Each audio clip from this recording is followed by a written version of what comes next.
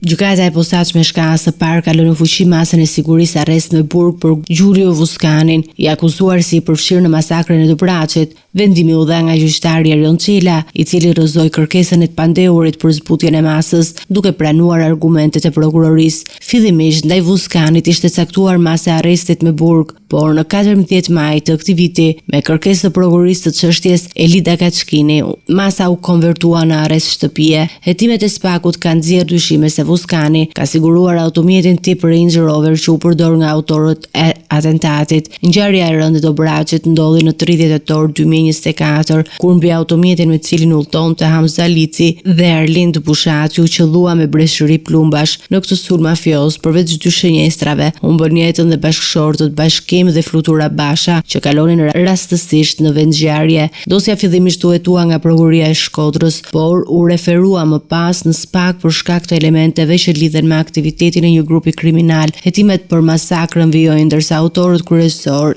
ende nuk janë vënë në pranga.